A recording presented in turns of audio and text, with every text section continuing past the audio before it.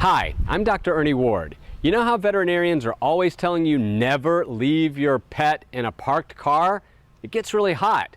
This is a typical summer's day, so I thought I would put myself in a parked car and let's see just how hot it gets. On July 3rd, 2012, Dr. Ernie Ward uploaded the video, How Hot Does It Get in a Parked Car? Ask Dr. Ernie Ward on the Pet Health Network YouTube channel. The video is meant to serve as a demonstration to pet owners of just how dangerous and deadly leaving an animal in a parked car in the middle of summer is, and why it should never be done. The video has been viewed 75,000 times in the past 10 years, and the comments are filled with men and women praising Dr. Ward for this demonstration, as they never realized how dangerous that kind of action was to the health of their pet.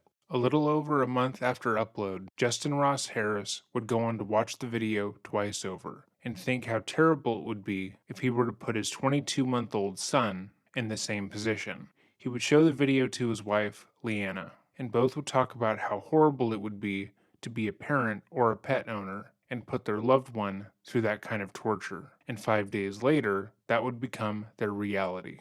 Welcome back to another episode of Dreading, or if this is your first time here, welcome. Today we are going to be covering the case of Justin Ross Harris, which is widely debated in the true crime community, with some believing what occurred is nothing more than a tragic accident, while others believe Justin to be one of the most foul people in the nation. In criminal cases, it's incredibly rare to have debates if a crime was even committed past the trial, making this case incredibly unique. Regardless of where you land in terms of your opinion, I hope you leave your reasoning in the comments down below, as long as you remain respectful. These videos have the potential of being seen by friends and family of the victims. And while you feel entitled to share your opinion, we are talking about one of the worst events any person can go through. My intention is always to report what occurred as clearly as possible. That way, should this land in front of the victims' families, they don't feel as if their loved one was demeaned or exploited, and I urge you to keep them in mind while leaving any comment. If you wouldn't say it to someone's face, please do not say it at all. This video was requested by multiple of our subscribers, with someone going as far as to write a 2-page essay about the topic, which I greatly appreciate.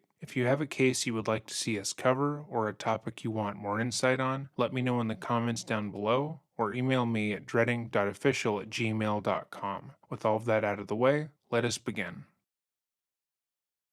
Instances of otherwise loving and attentive parents or loved ones forgetting their children in a hot vehicle, leading to heat stroke and death, have been on the rise since the early 90s. In fact, with the number of children being left in sweltering vehicles and dying shortly thereafter consistently rising every year, psychologists have begun looking into the psychology of the men and women responsible. According to PubMed, Forgotten Baby Syndrome, also known as FBS, defines the phenomenon of forgetting a child in a parked vehicle. Though research on this subject matter is limited, psychologists who have researched FBS believe that this phenomenon occurs when newer parents who are sleep deprived experience a break in their daily routine. Say, for example, every day they drop their child off at their grandparents'. They go through a Starbucks drive-thru, get a small drink, then head off to work. However, one particular morning, they decide they are going to go to a new Starbucks, one that opened up between their home and their grandparents', and thus make a decision to get their drink before dropping off their child. This break in the routine could potentially lead the parent, who is already in a slightly altered state due to lack of sleep, to believe that they have already dropped off their child with their grandparents, and that they are safe, when in actuality, the child is still in the car, slowly dying. It would seem to most that that was the case on June 18, 2014, when Justin Ross Harris was supposed to take his 22-month-old toddler to daycare. According to those who knew him, Justin was a devoted husband and father who dedicated his life towards providing for his family. His wife, Leanna, described Justin as the most perfect father, never complaining about having to do the dirty work of looking after their son, and taking time to make sure she felt cared for and loved. But everything would change that fateful morning. Justin, Leanna, and Cooper all woke up and got ready for the day. The parents got ready for their prospective jobs, dressed and groomed their son, and set off towards work. However, Justin and Cooper made a surprise stop at Chick-fil-A at 8:57 on their way to daycare.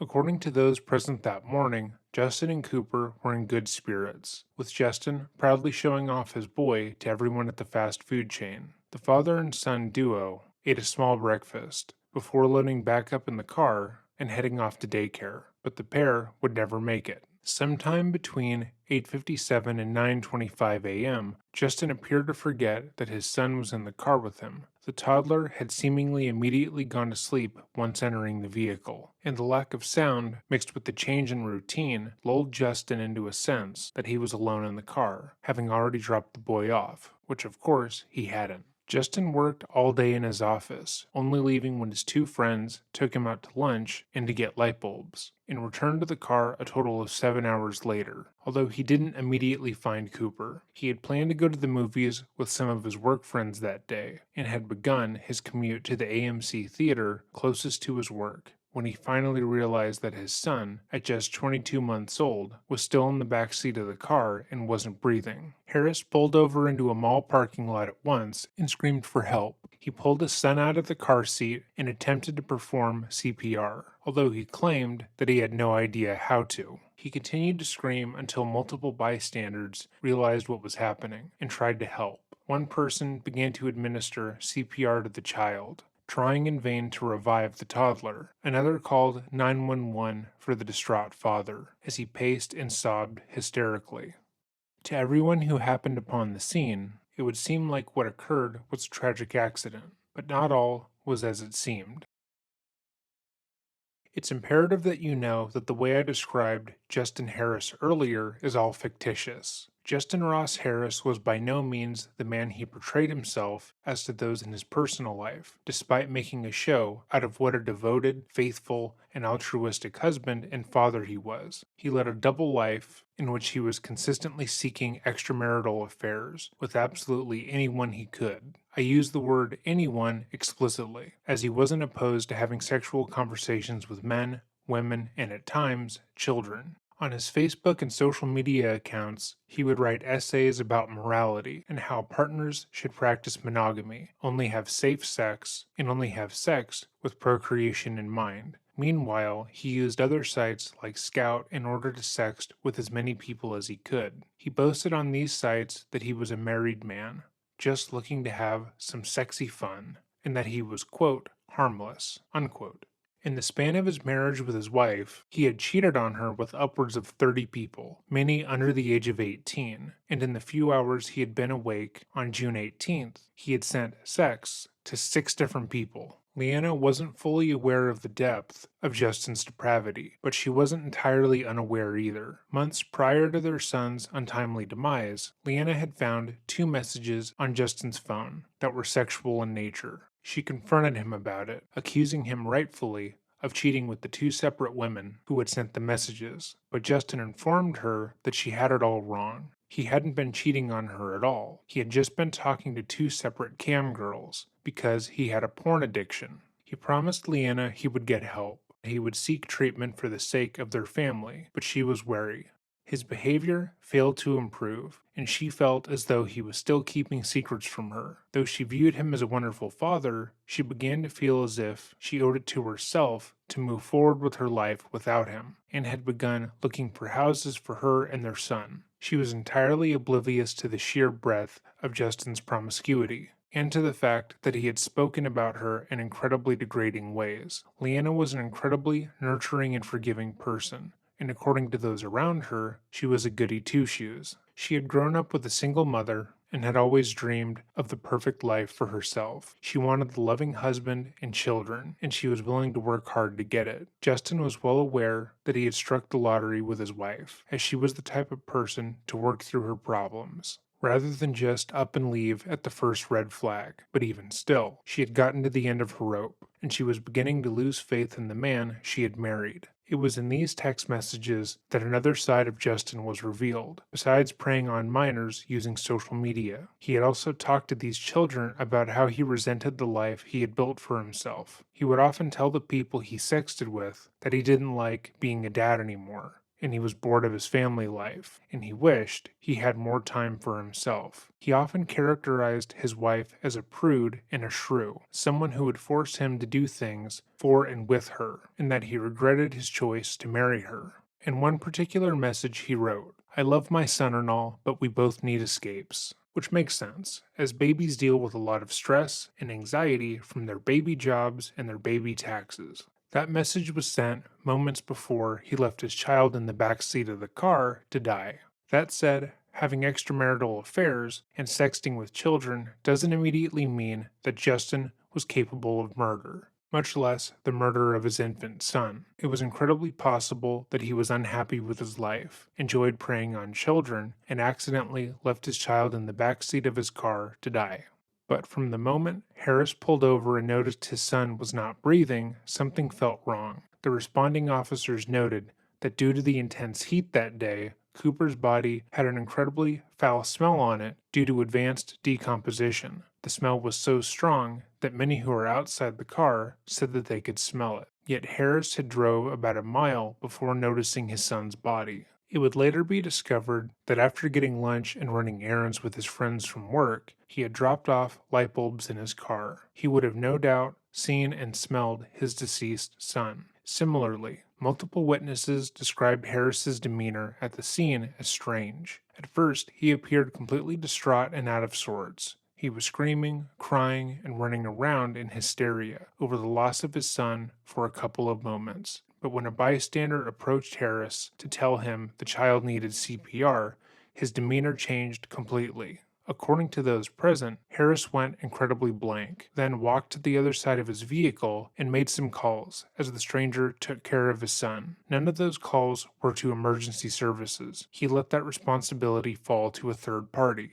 This behavior was carried over when the police eventually did arrive on the scene, with Justin going from incoherently shouting to being impressively calm at a moment's notice. When a person is genuinely in a state of hysteria, they cannot calm down. They are in a heightened emotional state, and while they will be able to interact with others, they won't be able to feasibly calm down with any sort of ease. Usually when a person is in this state, they will be frantically talking, trying to offer up any information they can, usually in a nonsensical manner. Their speech will be rapid and almost incomprehensible, as they will try to give the other person all the relative information about what is going on. And they will usually offer up information that isn't necessarily helpful, because their mind is so scattered. With that in mind, pay attention to how Justin behaves. Keep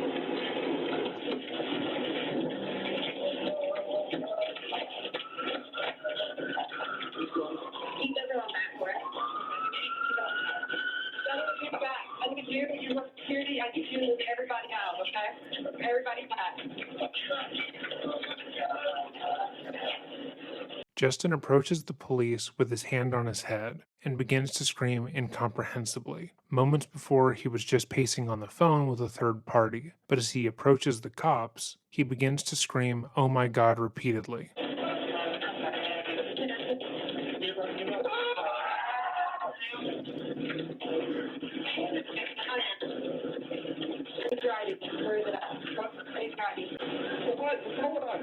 Justin was attempting to appear hysterical and upset over the loss of his son, but once asked for his ID, he tells the female officer to hold on, as if there is something more pressing going on, besides the fact that his child is dead. His voice indicates annoyance at being asked this question, as if he doesn't see the value in it. A more typical reaction to this question would be Justin attempting to inform the officers where his ID was and immediately telling them what had occurred. He would be offering up whatever information he could to whatever he thought would help, and his voice would likely continue to sound as distressed as it was previously while screaming.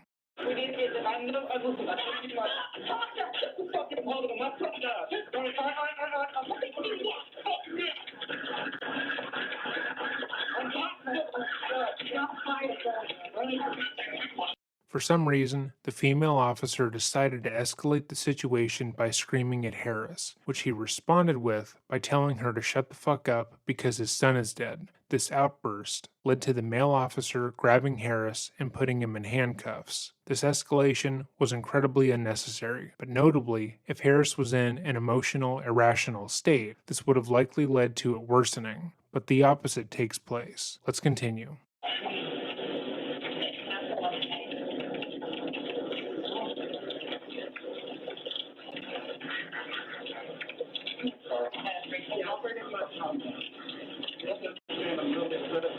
I understand, but right now you're not helping our situation. If you drop the cuffs, I'll calm down. You have to understand I'm really upset. The tonal shift in his voice is obvious. He is no longer crying and he seemed entirely calm, which is the opposite reaction of a man who not only found his dead child in the back of his car mere minutes ago, but has also unjustly been cuffed by the police. This reaction is incredibly odd, but let us continue.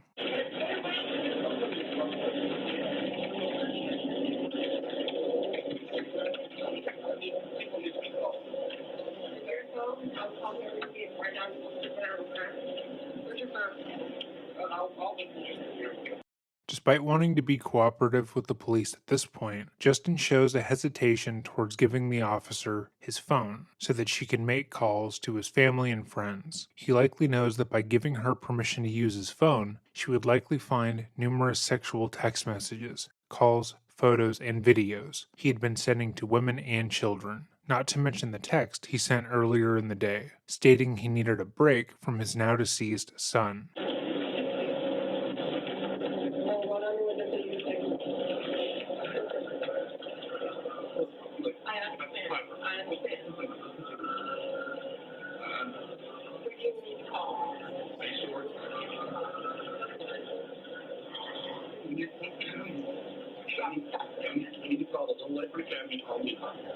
I want to come in and pick him up there where he's not going to be.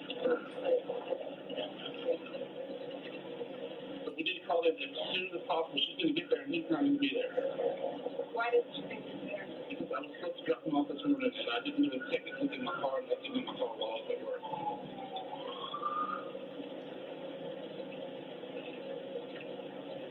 What's your name?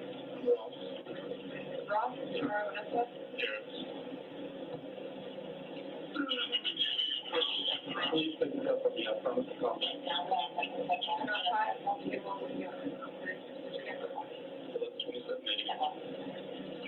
Social 42127. 25. 792.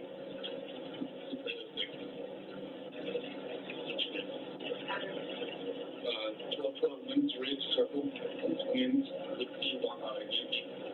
November, Echo, Sierra, Ridge Circle.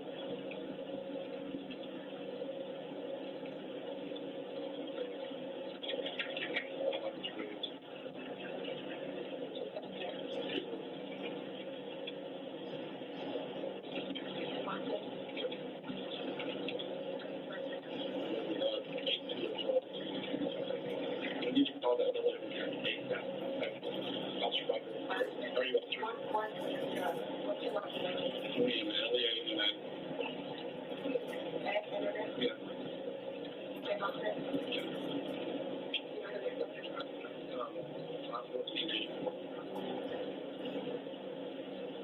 Time were you supposed to drop him off at? It's around 9. Swore I dropped him off. What time was it supposed to be? I mean, there's no set time. Only when I go to work. I usually do it around 8:30, 9 o'clock. It's all way, okay? And I'm not sleeping. That's what I'm saying. I'm practicing. You have the option right now, getting in, safety on, all property, whatever, where you got.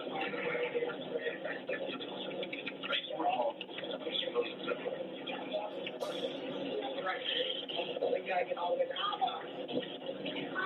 Right now, the police have to go down. Slide all the way down. Slide all the way down.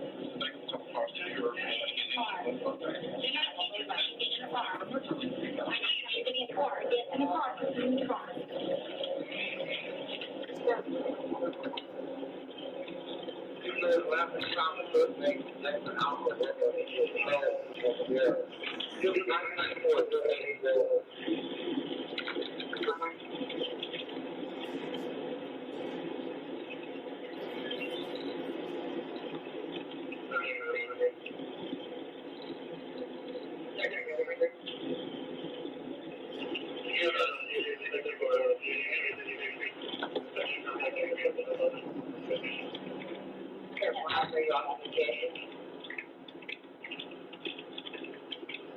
Shortly thereafter, Justin was placed in the back of the police car to ensure he wouldn't leave the area before speaking to the police, and, lacking any sort of situational awareness, asked the officer to roll down the window of the car because, in his words, it was really hot and he wasn't getting any air. While in the back of the police vehicle, Justin's emotions would once again be put on display. For a long while, Justin sat, clearly uncomfortable in the back. He squirmed around in the seat, trying to find a more comfortable position, facing the car's window. He then began screaming, bemoaning the situation and repeating the phrase, "What have I done?" To any passerby, it would appear that this is a man in an extreme amount of grief. However, to the men and women who had been on the scene for a while, and the in-car camera capturing this display, something felt amiss. The officers on the scene testified to the fact that despite Justin's loud emotional bursts and repeated screaming, they never saw him produce any tears, leading them to believe that his emotions were not authentic. On camera, it appeared that Justin would start to loudly cry whenever he thought someone was watching, be it a bystander or a police officer. And strangely enough, even Justin's loud cries seemed to be entirely self-centered. He repeatedly screamed about how could this have happened to him, how he was going to jail, and how his life was over, never giving as much weight to the fact that his 22-month-old son would never be able to lose his teeth or see another Christmas. After his outbursts in the car, Justin was transported to the police station. From the moment Justin entered the room, he was made aware that he would be on camera. The audio in the interrogation footage is rough, and if you would like to skip it entirely, I will place timestamps in the description below so you can continue the video. The following is his interrogation footage.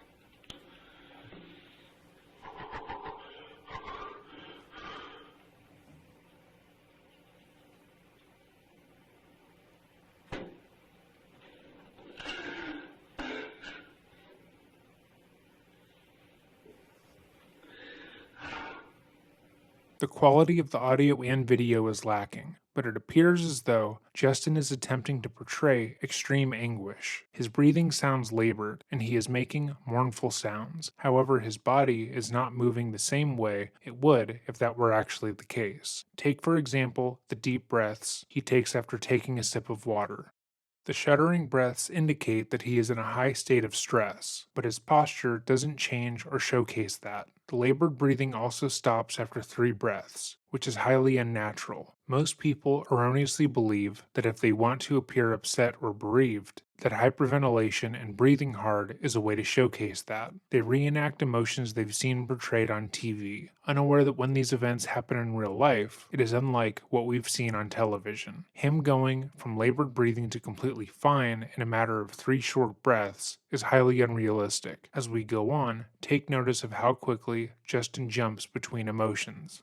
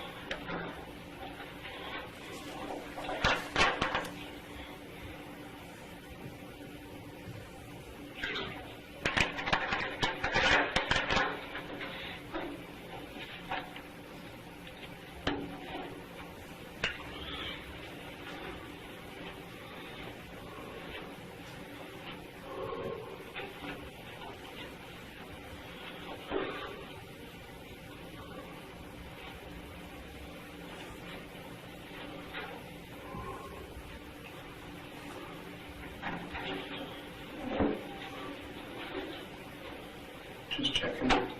Just good. Sure.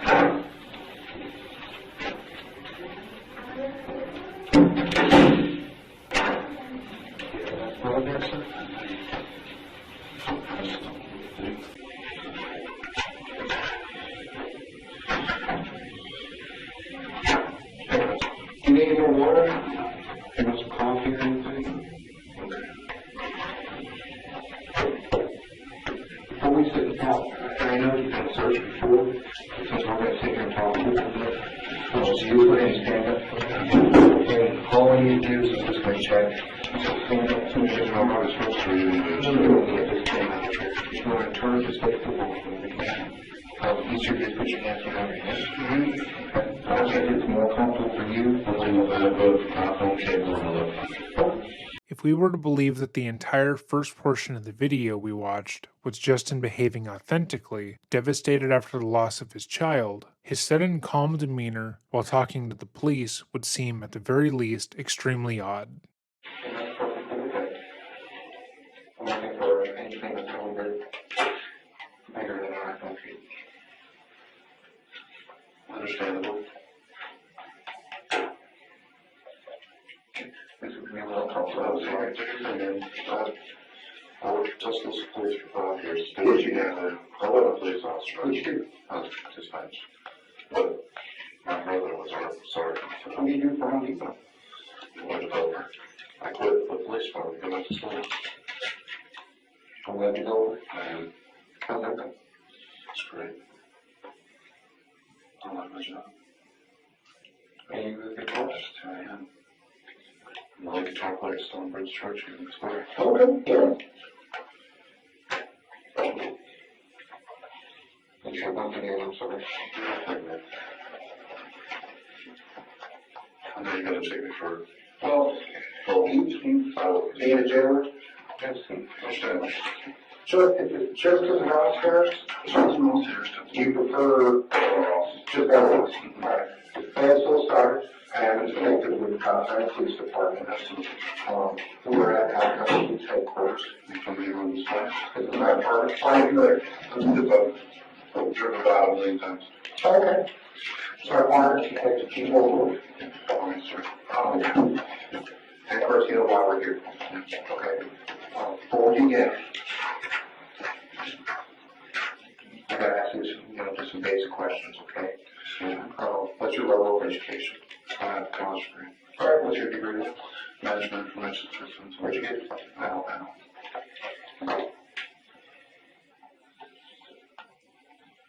Okay. Are you under the influence of any intoxicants right now? Alcohol, prescription medications? Do you take any prescription medication? Do you have any medical conditions that require a doctor's care on a regular basis? No. Okay. Anything illegal?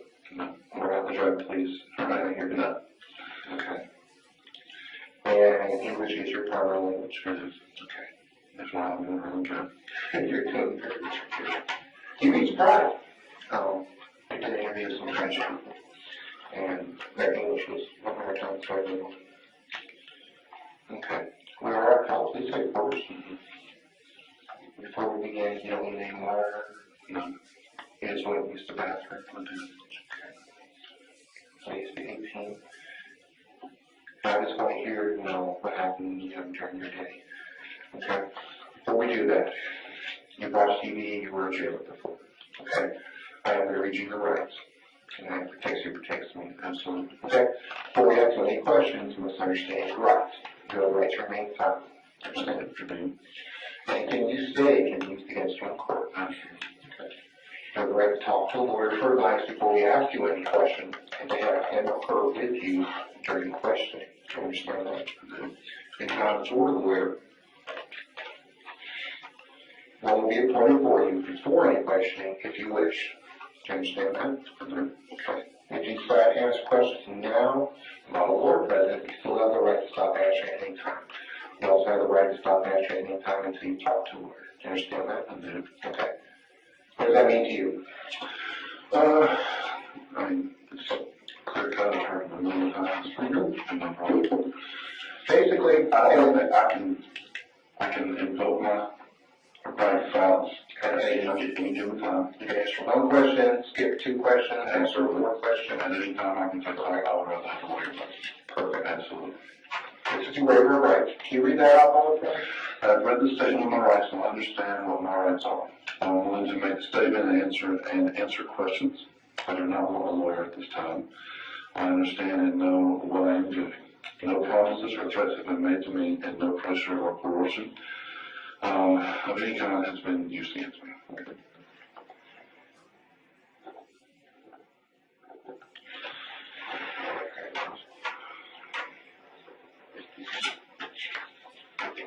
Let's just start with basics. Where do you live?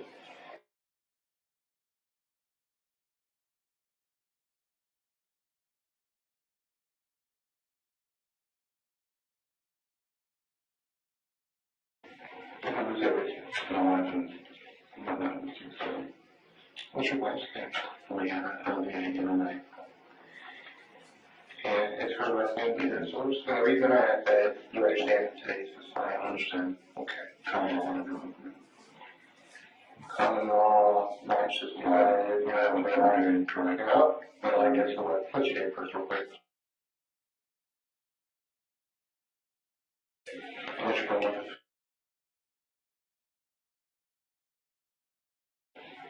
Okay. And service three. It's AT&T. Alright, so I'm going to plan this number two first. And so.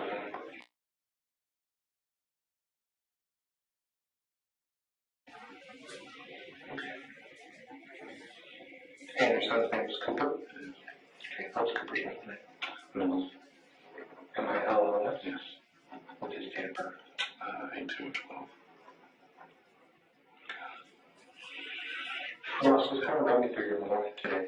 And you know my condolences on the horrendous thing you've gone through. Just run me through what happened, starting with you woke up this morning. Again, before anyone had even entered the room, Justin had been pacing, crying and verbalizing how distraught he was over the loss of his child. He was seemingly inconsolable. However, now, talking about his newly deceased child, he simply says, "Oh my God."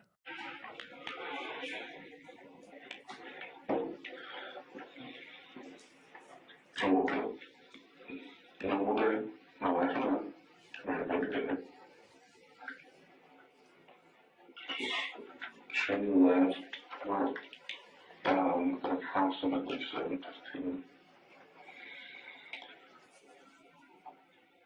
I left the house with Cooper at it was about 8:30, yeah, about 8:30. And the plan was I was going to take him to Chick-fil-A in Vinings, which I did.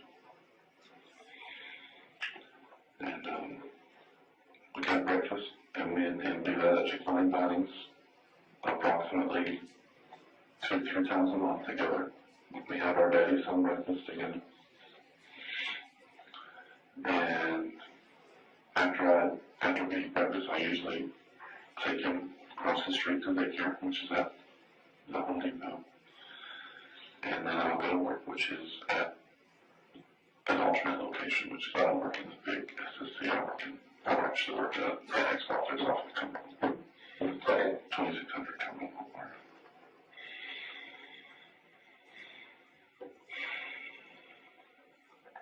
It's just a annex office of the big building. It's where my team works. And we're leaving Chick-fil-A. I put him in his car seat. I've been very careful in the Jeep.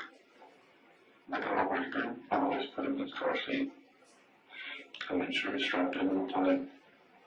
According to all the regulations that we watched on YouTube and everything. I strapped him in and tightened him up. I gave him a kiss. He gave me a kiss. I love him every time. It's my routine. I love him, I give him a kiss. Because I do that. Because if for some reason, God forbid, we're in an accident, I want him to, and I died, I would hope he'd have a memory of me. You know, telling him every time the last time he sees me, that long. And give him a kiss. And just today was just a careless. I got in my car, and instead of going from here to here, I went straight to work, which is I turned on to Cumberland, and I drove down Cumberland Boulevard. I went to work, as if he wasn't even in the back. And I probably didn't even hear him because he falls asleep really easily when you drive a car.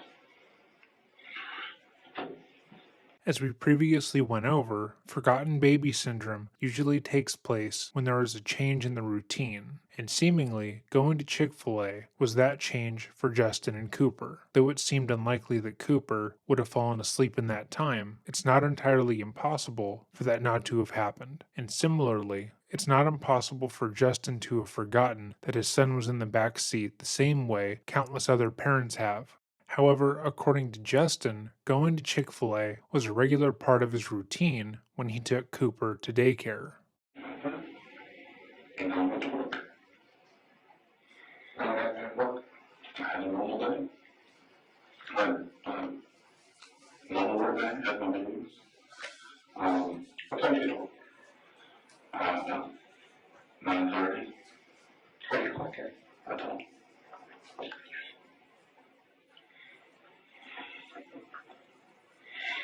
You get to work about 9:30, and what do you do? I go straight to my desk, and I sit down, and I check my emails, and I have banter with the guys I work with, and that's pretty much what I have. And I have a morning meeting every day at 10:30. I have a meeting. So, the day's going good. Lunchtime rolls around. I got some guys that I work with across the street. They came and picked me up. We went to Publix, ate lunch. They took me back and dropped me off.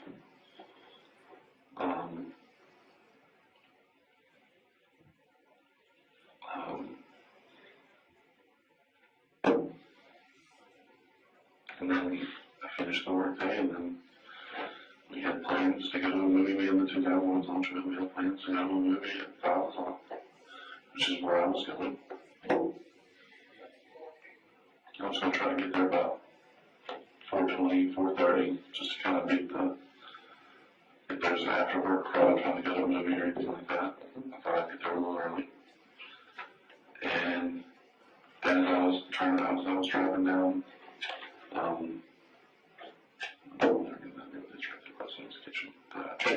Bakersmill. I was driving on Bakersmill. I caught a glimpse of it when I looked to my right to change lanes. I caught a glimpse of it in the back. I thought I was seeing things. As I saw him. And then I lost it. I pulled in. I pulled him out. And for a few minutes, I guess for the eternity, but for just a few seconds, I attempted to think, I couldn't compose myself and do it. So, and then there was a group there. I'm pretty sure you know their names. And they attempted, and I saw him laying there. And he had that stare in his face. I knew it was coming. Justin stated he couldn't compose himself enough to perform CPR on his child, but that's not entirely true. He composed himself enough to make 3 separate phone calls. He composed himself to walk around to the other side of his car as to not have to look at his dead child. And he composed himself enough to talk to police when they cuffed him. He simply didn't want to perform CPR on his child. The man who did would later testify in court and was extremely emotional about having to perform the life-saving maneuver on a child and the toll that being unsuccessful had on him. Take her down the car seat. Okay. I knew it was going. And I told him it was going. Just kind of, his eyes were open, like halfway. His eyes were open halfway. He wasn't breathing. He didn't have a pulse. And every medic training I've ever gone through, told me to check for breathing, check for a pulse. He didn't have either. I just knew he was, I knew that I had done what every parent and all my fears they've done, and that's just to leave their son coming out that way. And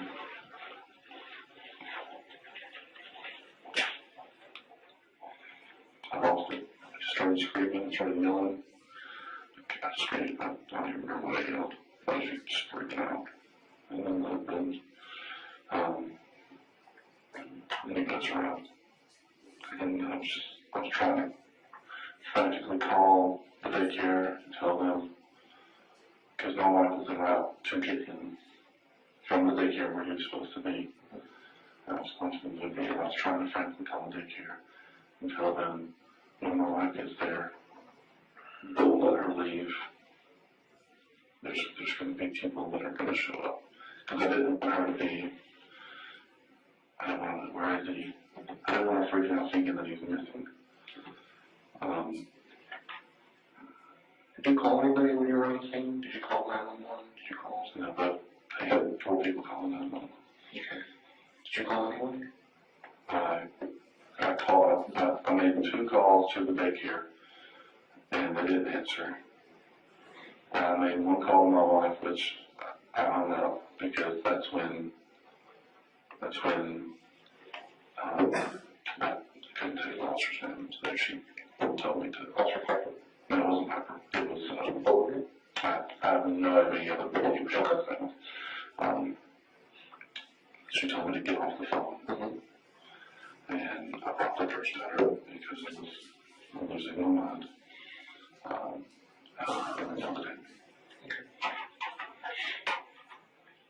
So did you get anybody on the phone? No. Okay. So I heard you talking on the phone when you were talking to somebody when you walked up. And you understand there's a lot of things going on. It's easy to forget. So, when you talk to anybody on the phone, and Well, you can never on the phone. okay. What kind of phone is it? So that phone was out. Is it passcode? It did. Can I get the passcode? It's 0. I don't know what that's because it's biometric. Oh, okay. Once again, when it comes to his phone, Justin absolutely does not want to give police access to it, even if there was no evidence that he had watched multiple videos going over children dying in hot cars, proof that he was an active participant in the child-free subreddits, and had texted someone that morning saying that Cooper and him needed an escape from each other just moments before locking his son in the car, or that there was graphic evidence of him preying on children, which is obviously not something he'd want to give them. I can't remember. So I get it back so I can call my brother and Yeah, I'm gonna let you get numbers next to you. I'll get a copy. Let's start back when you say you rolled up and it was a normal day. On a normal day, do you take Cooper to daycare? There's a normal person, who's the person that normally takes Cooper to daycare?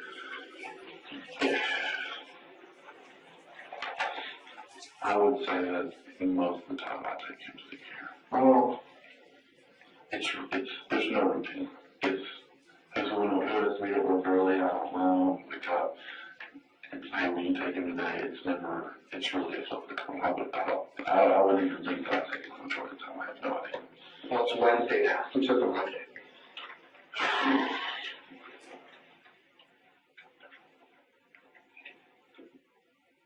I don't know. Who took him? Were you inside, outside, inside? Okay. What do you have to eat? I have a bacon and cheese biscuit. That's what I always have. He has a sausage biscuit. That's what he always has.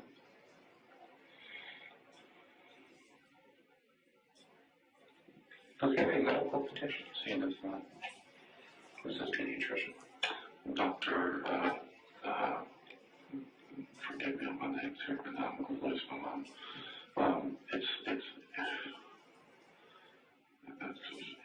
He's the pediatrician at the Kaiser when coming on board. Oh, the one on the board? Yeah. Okay. There's Oh, that's fine. No, wait. We got something on. Oh, did you meet anybody at Chick-fil-A? there was a gentleman sitting next to us that some smiled and waved at. The JUCO manager there, he's a bald white man. He knows me. I come in there all the time. He saw me. He said he knows my son's name. He said, "Bye, Cooper." Just the usual people that work there. They just see me all the time. I think the Chick-fil-A by the, Harvard somewhere? Yeah. Okay. Okay. But no one else met you there? You didn't have any family or friends meet you there, anything like that? We don't have family here. Okay. And then you left from there, when you left there, were you on the phone? No. Were you talking to anybody? No. What were you listening to on the radio? Probably 104.7.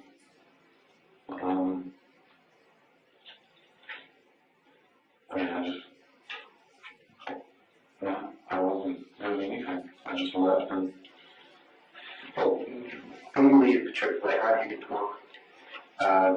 Do you take a left, do you I take a right? turn around, I'm going to do that funky U-turn right there in front of Home Depot. The U-turn, work is right toward me, and I just turn that way. So you left, pulled out Chick-fil-A, you took a right, Mm-hmm. you did that U-turn right on Right the there in front of Home Depot. and you just continued straight up Cumberland over Paces. Okay. Okay. I usually turn left on Paces, and then pull in Home Depot, instead I went straight across Paces when I went to work. Okay. When you got to work, where did you work at?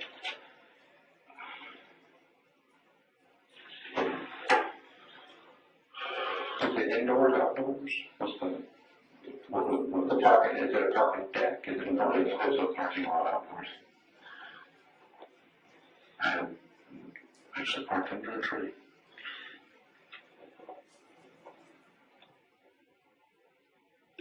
When you pull into the parking lot, left side, right side? Give me a drum. Actually, Can I draw in front of it real fast?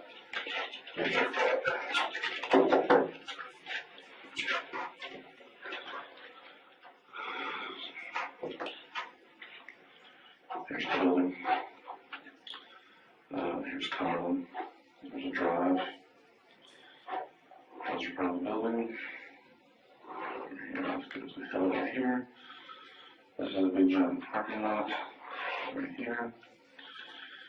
There's a spot right here. Here.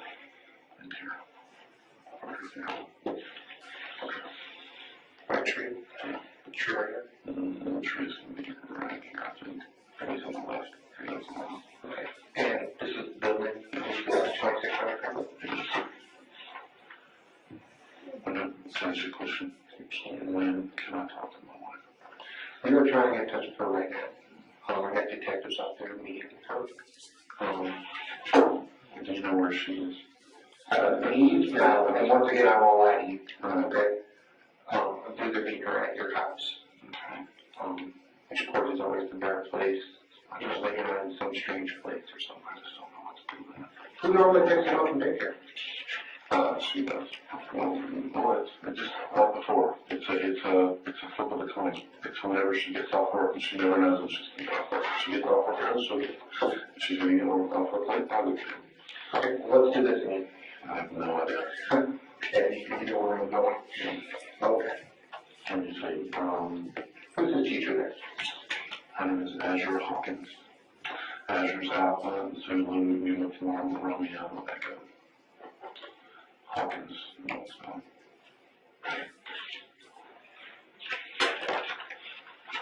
Right. What are your friends' names that don't sit much with you? Alex Hall. And Winston Milling. Milling is Mike, India, Lima, Lima, India, November Golf. How do you know those guys? They both went to Alabama with me. And we run a small LLC together doing web development. Okay. It's on the side. What's it called? Ninth hour development. Exactly. So like that. Oh, what are their phone numbers? I have no idea. I'll have to look them up. Okay, they're on your phone now? Yeah. Okay. And so, Yeah. they work together? No, they do. They work with each How are they working? other. Program. Are they working each other? Yeah, they work in the big building. Okay. It's getting trying to get this shit together. Well, I think you're being very, very open. Okay, what time do you go to lunch? We're really at 11:30. And what time's your return? Shortly after 12, like 12:20 maybe. I don't even remember. I couldn't even tell you. Who's your boss at work? She's in Austin, Texas, actually. Oh, The local boss will be, Tia, likely, still just like that. That's what that would be the closest manager I have. does she work in the office with you? She does. What's her phone? I don't know. You can tell her leave it underneath it. Actually, I didn't even know, actually, I can get it off of my emails. Okay. All right, where's your wife work? She works for Divina Dialysis. Where's that at? She is based out of the clinic in Douglasville at our place, but she floats around. She's going to try. She's always had a drive. She's good. She a nurse? She's a dietitian. I can't even imagine what I can't even. How's your relationship with your wife? We have a really good relationship. We're in a really good relationship. That is patently false. Even if Justin didn't want to admit that he had been cheating on her to the police, as that would give him motive to kill his child, he was well aware that his wife was planning on leaving him. She had been looking at other homes in the area and felt as if his porn addiction had driven a large wedge between them.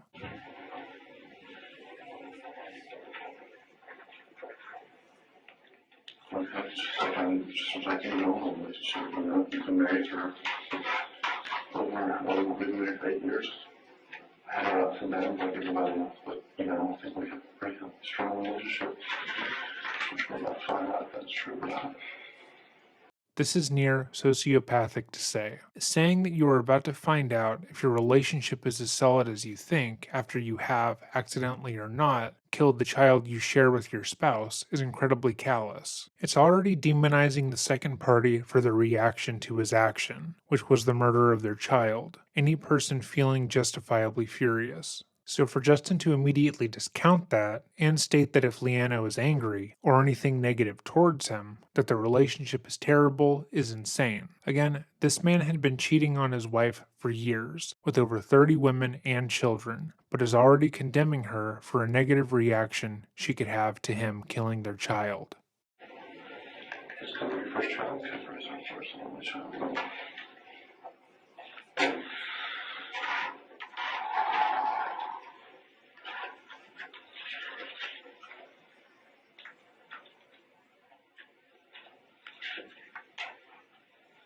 How's Cooper doing developmentally? Can you talk? Yes. That is my real name. 92 years old. Screams at me. So talks, normal child. The car seat you're using, Yes. how do you put them in that car seat? What do you mean?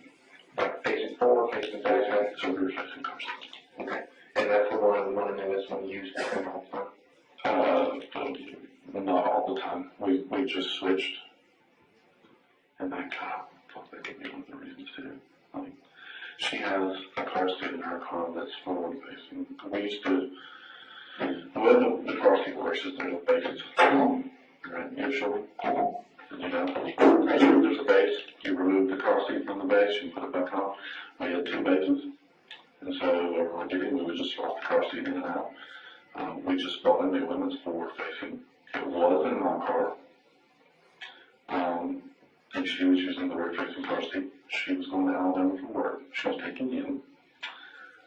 And I gave her the forward facing car seat because it's more comfortable for him. And I put the rear facing car seat in the car. And that was 2 weeks ago. Can I use the restroom again? Certainly can.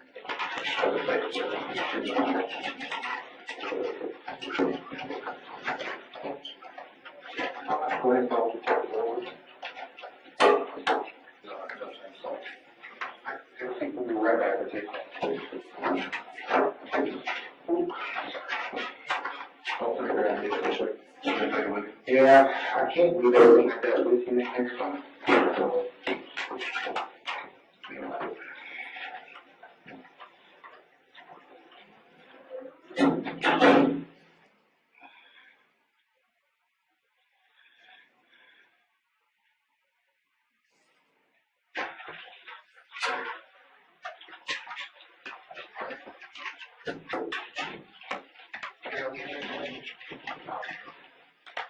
We've got a couple more questions for you. Just to try to clear up some things that you know right now.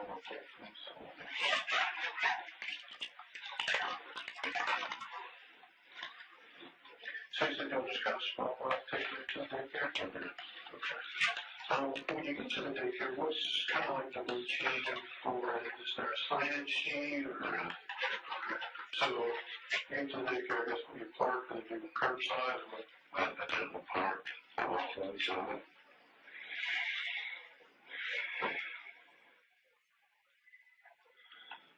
Walking into I just had looking at the desk every day.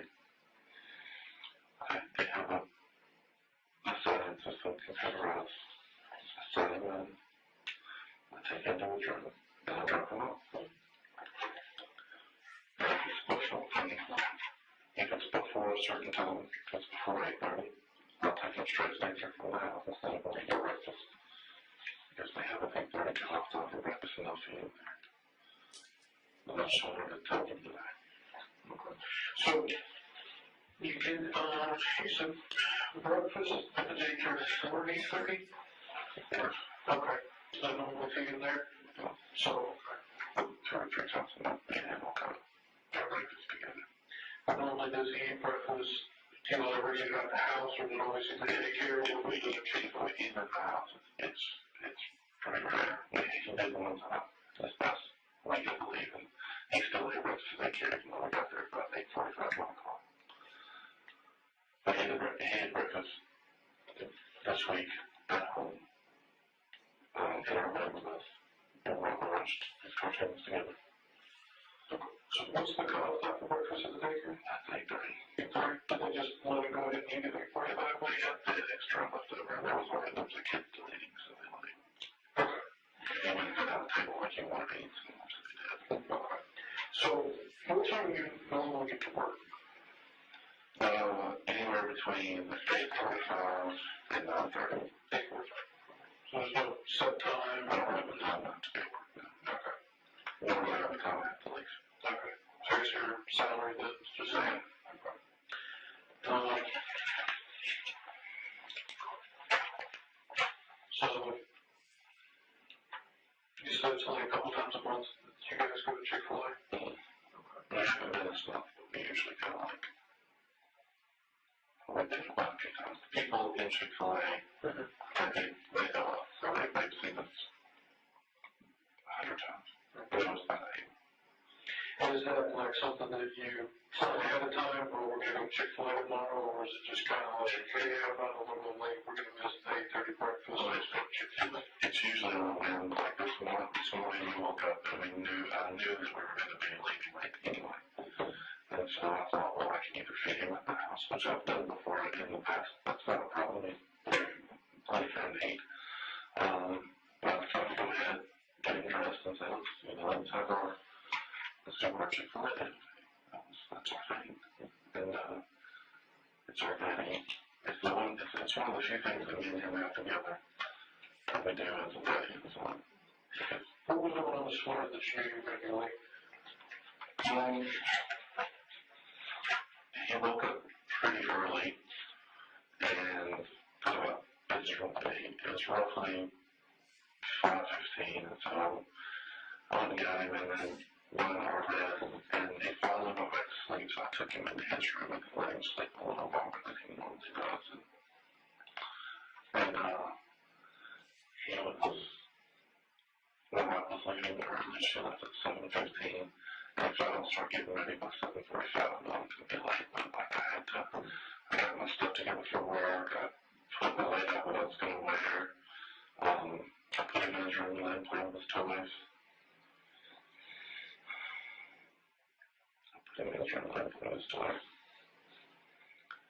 And he's playing with his toys. He's watching some cartoons that we play for him. And by the time I got all the morning stuff done before I get ready, it was about 7:50, 8 o'clock. And so I thought, well, this is a great idea. When I knew this was going to happen, let's go ahead and get breakfast together. And let's make that today. So I did. That was what makes me think about it. Who progressed to this one? I did. What time's your wife go to work? It's up in the air. She's there like I don't know, but she's actually early, but she has no What makes it up in the air for her? where she's going to be, or what time the patients are going to come in, because she usually talks with the patients on. Okay. Is she at facilities, or is she like to dialysis in home, or? She works on facility there, so. And then so she has no real schedule in the morning then? No, not really. She tries to leave at a certain time, but I mean, she wanted to leave as early this morning. And it didn't happen. She just kind of tried, and just because both of her sleep late, and we just kind of felt her out of town this morning, so she left for a little bit normal. She work Monday to Friday? She does. Okay, what about weekends? Yeah. No. Okay, and you? Monday through Friday. Monday to Friday. So, during the week, it's just whatever hours, as long as you're there, and then, you get weekends off. As long as I get the job done. Okay. How long have you had that job? Lately. Yeah, I could double that. 2 years. It was 2 years last week.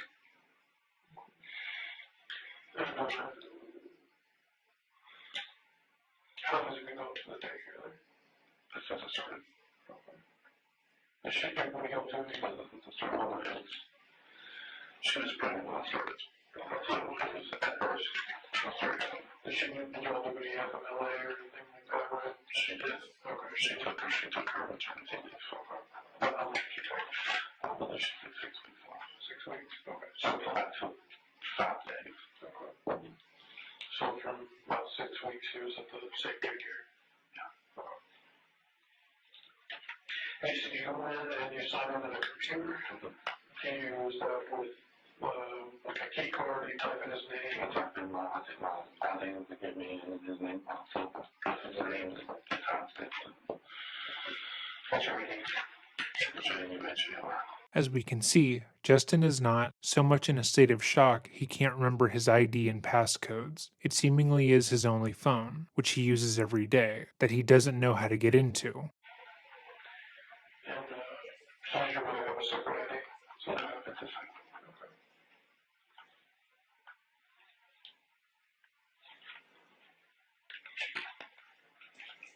All right, can I ask you some personal questions now? Maybe I understand what I do here.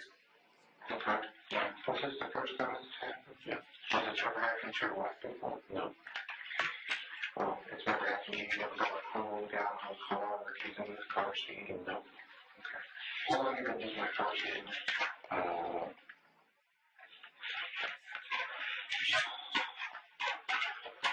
If you want to, how long has it been since we switched car seats, or how long have we had that car seat? We've had that car seat since he was born. I've been using that car seat. I used that car seat for as long as he was alive, up until about 6 weeks ago. We bought a new one, put the new one in my car.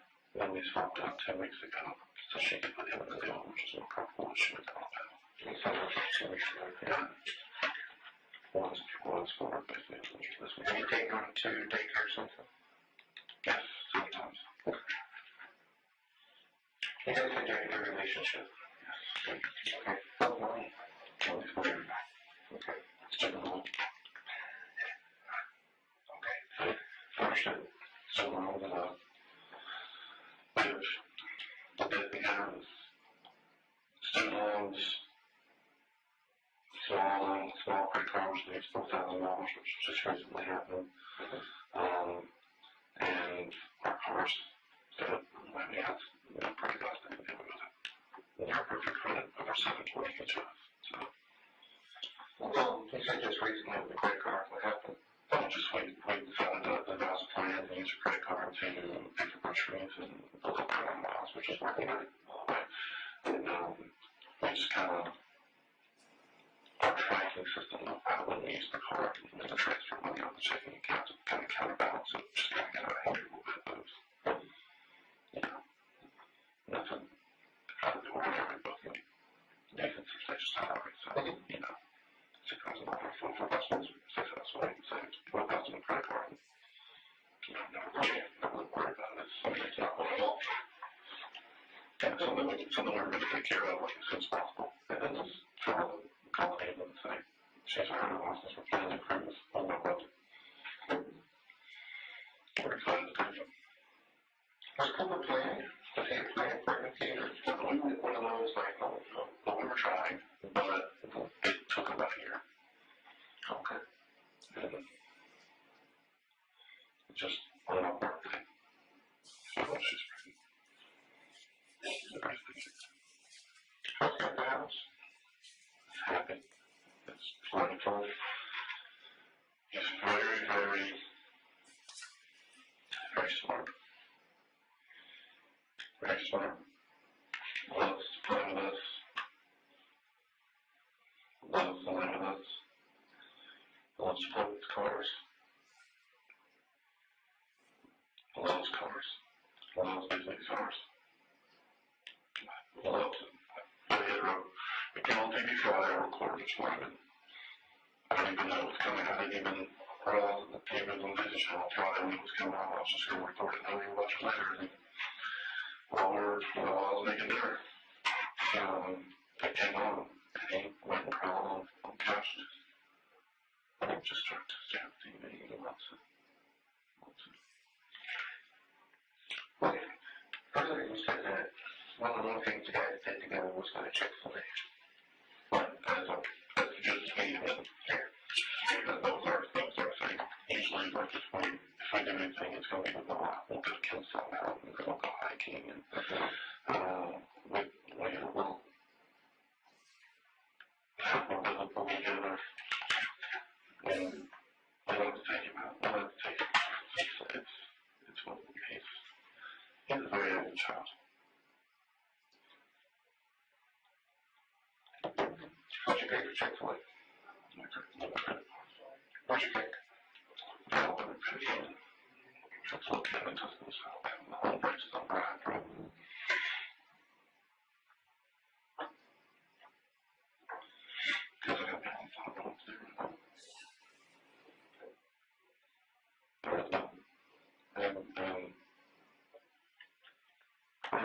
absolute loss for projection. And what do you think happened? And I'm going to let you just, explain to me how this happened. How do you think this happened? There are occasions where in the morning, after I drop them off, I'll go to Chick-fil-A because it's down the way. And all those times I'll always get to the drive-thru and never go inside by myself. I'll leave Chick-fil-A, and when I turn out Chick-fil-A, I'll turn on the Cumberland, take the U-turn, and I'll go straight in. And I don't know if my mom just said, that's what you're doing today? So just go to work. So I never think of confidence. And I just watched the news reports. I was a news reporter with a guy who did this, just like me. And now he's an advocate for when you park and turn around and look at you. And I've been doing that because the worst fear for me is to leave my son in the hot car. And then just recently there was a vet on the internet who, said even if you got your windows rolled down, and regardless, I'm going to show you how hot you leave the car, and you think you can just leave your pets in the car while your windows down. And you can't do that. I watched that, and it'd be terrible if my son was in the car. I hate that. When I was working for Social Police, we had an officer, we went home for 10 minutes. No exhaustion immediately, almost. That was black suburban. So I'm aware. I just can't believe that I had to quit. Where's the car seat in your car? I haven't seen the car. It's in the middle. It's in the middle. It's in the middle. What do you take to work with you? My bag. What kind of bag is it? It's a shoulder. I got a top bag. Where do you keep that in the car? I'll put it in the front seat next to me. I guess I should put my bag seat every time. Was that in the front seat today? Yeah. You took it into work with you? I did. It works. You said the car seat that you have over there currently is one of those that has the AC on max in. Would you have two of those? Yeah. On 2 bases. But we don't use the other one. She's good because she's got a permanent car seat. Okay. So what do you do with it when he's not in? I'll clean up the car. I have no reason not to remove it. So you put it, you get it in the back seat, you put it in there. Then I get in and get him out. I think that my car seat is a little bit bigger than the car seat. It's a Kiko Keyfit 30, so it's up to 30 pounds. And he is roughly 22 or 23. So we were aware of using the car seat up until, because he's even for all this time, he's a little big for his age. So based on everything that we read, regarding the safety of our roof-facing car seat with an almost 10-year-old, we deemed that was still adequately safe, given his weight, his height. So we did measurements to make sure that the shoulders were firmly placed in the harness and the front was fine. So we were comfortable still using the car seat based on the information that we were given. What do you guys think about that? For college? Well, for, you say, she works in Alabama once a month. She works she does a side job as a dietitian for a nursing home in Alabama. If you haven't heard of it, that's right.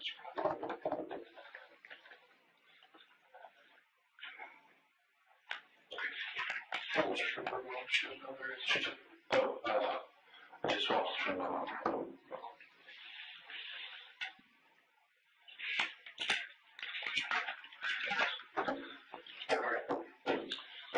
Charge yourself out. Okay. I think there's a code on it. I think it's my anniversary. Okay. 0527 06.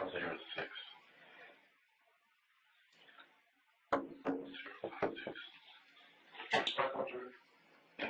0527 just, I have no working on the phone.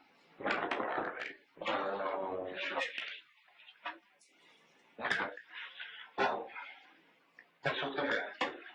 I'm gonna talk to your wife. I'm gonna have you sit back here, so, okay. So, I'm sorry. I'm gonna put you in the cell back here. Okay. And you're gonna have a seat back there. Yeah, well, you're not free to leave. Okay. After everything I'm seeing, you're gonna be charged. Okay. Okay.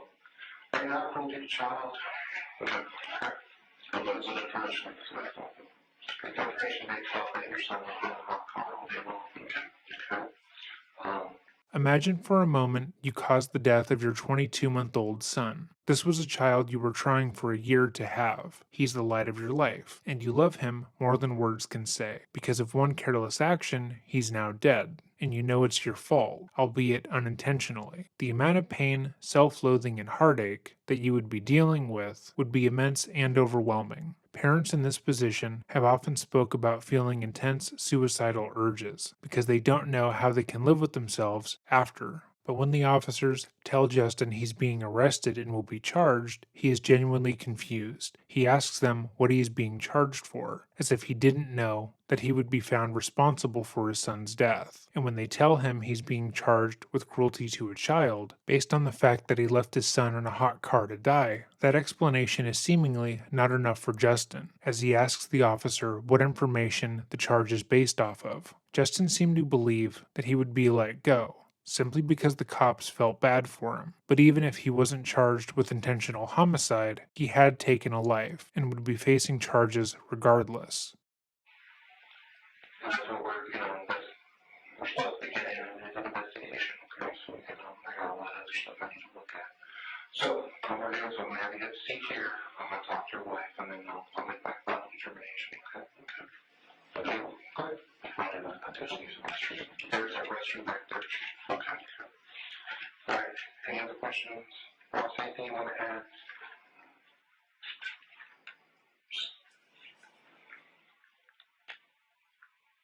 Was completely unintentional. Okay.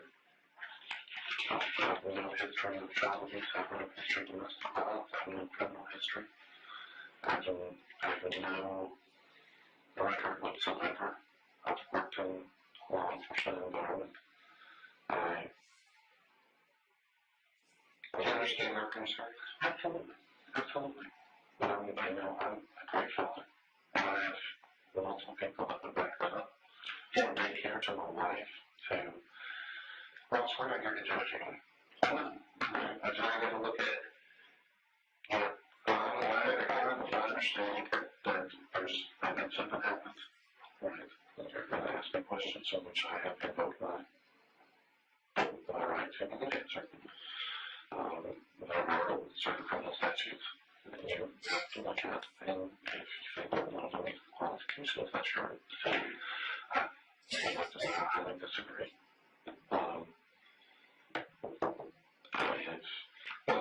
That's okay. There's accident, and I believe that exactly.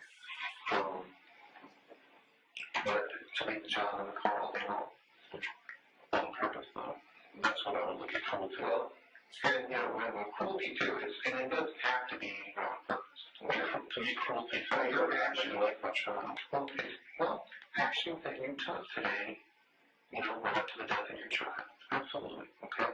But at the same token, it's not like I left that Chick-fil-A and said, no, he's going to be fine in the car. I don't believe her to that.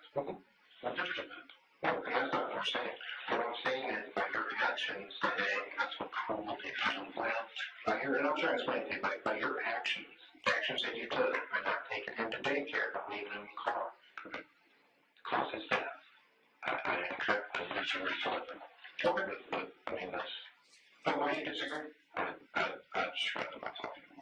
If I'm going to be charged, I would like to have some kind of representation. Okay, and that is definitely your right. And we're going to end it is 7:31, and we'll be right in. Cool. And we're going to talk to them. Quickly, in a little bit, I don't know yet. I will talk to her first. Okay. I'm going to have you see back here real quick.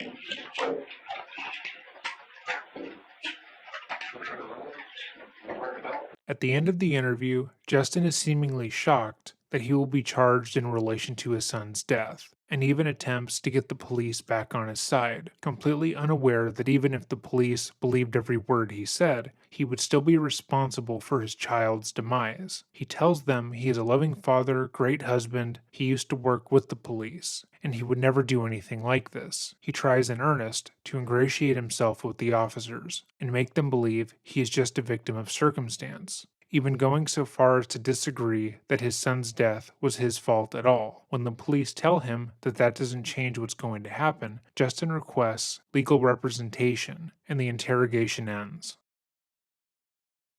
While that was going on, Leanna had gone to daycare to pick up Cooper. As far as she knew, Cooper had a normal day, playing with his friends at daycare. But immediately, when she arrived, she was informed that Cooper had never been dropped off. Leanna tried to keep her cool, but quickly began to panic, as every parent's worst nightmare is their child being missing. The employees at the daycare spoke to Leanna and told her that they thought Cooper had been out sick because they had just sent Justin an email asking where Cooper was, and he had never responded. Leanna tried to get more information from the employees to figure out what had happened. Originally, she thought that maybe someone had kidnapped her son from the daycare, and Cooper had in fact been dropped off as usual that day. But when she was told repeatedly that her son never entered the building, she said maybe Ross left him in the car. Many people have pointed to this statement as being a sign of her guilt. However, she would go on to tell the police that in the months, weeks, and days leading up to her son's untimely death, Justin had been showing her multiple videos surrounding forgotten baby syndrome, and she was in the middle of panicking about where her child was. She tried to maintain her composure as best she could, and began to call Justin repeatedly, but he wasn't answering. The daycare was close to Justin's work, and she, in her panic, ran over, hoping that he had brought Cooper to work with him without telling her. She sprinted through the parking lot, and when she arrived, she found that the entire office was watching the news, which was reporting on Cooper's death. However, the report didn't include any names. Leanna stated that at this point, she knew.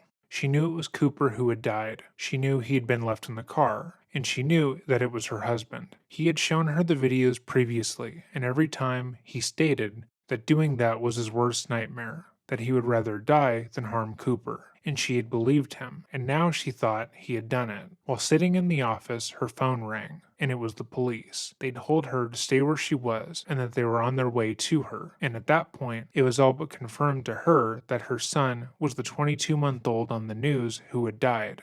After being formally informed, Leanna immediately demanded to see her husband. Again, Leanna was an incredibly nurturing person and believed that her husband, the man that had been cheating on her their entire relationship and telling her he simply had a small porn addiction, would never hurt their son intentionally. She believed him when he said he loved her and was devoted to her, and while she was heartbroken for the death of their child, she could only imagine what he was feeling. Leanna was brought to the police station to see her husband, and immediately began to console him. She took on a sort of motherly figure to Justin, despite what he did, leading many to speculate that she was involved in the death herself. Those who knew their relationship stated that this was typical of the wife and mother. She was consistently trying to take care of those around her, and at the time, she believed that he had just made a grave error.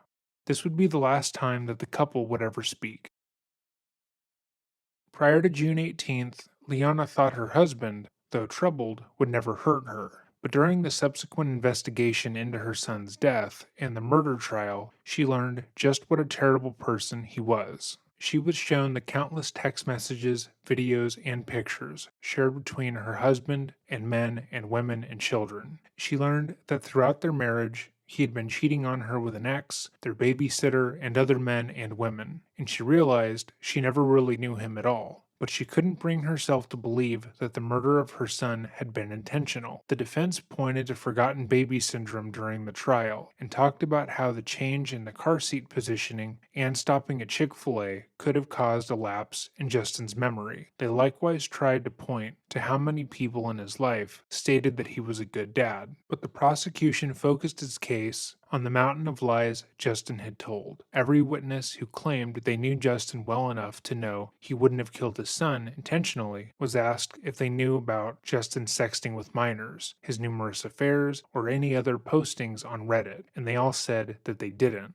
The prosecution would then infer that they couldn't possibly say that they knew him then, if they didn't know the despicable things he was doing right under their noses. The trial lasted for over a month, and at the end, Justin was found guilty of malice murder, 2 counts of felony murder, first-degree cruelty to children, second-degree cruelty to children, sexual exploitation of children, and 2 counts of dissemination of harmful material to minors, stemming from his continued sexual exploitation of children. He was then sentenced to life without the possibility of parole. However, this year, the convictions revolving around Cooper's death were reversed. In June of this year, Georgia Supreme Court ruled 6-3 that evidence submitted by prosecutors of Harris's extramarital sexual relationships, which the state portrayed as the motivation behind his decision to kill his son, had unfair prejudicial impact on the jury. Because the properly admitted evidence that appellant maliciously and intentionally left Cooper to die was far from overwhelming, we cannot say that it is highly probable that the erroneously admitted sexual evidence did not contribute to the jury's guilty verdicts. In layman's terms, the court ruled that Justin carrying on over 30 extramarital affairs was not proof that he wanted to kill his son, and there was enough reasonable doubt that the death had simply been an accident. So lucky for Justin, he's just a pedophile who might have accidentally killed his son. The case is set to go back to trial soon, so I ask you now, do you think that Justin killed his son intentionally, or do you think it was an accident? Let me know why or why not in the comments down below, and remember to remain respectful. I hope you enjoyed this video, and if there is a case you would like to see covered, feel free to leave it in the comments down below or email me at dreading.official@gmail.com. Have a good day and remember to stay safe.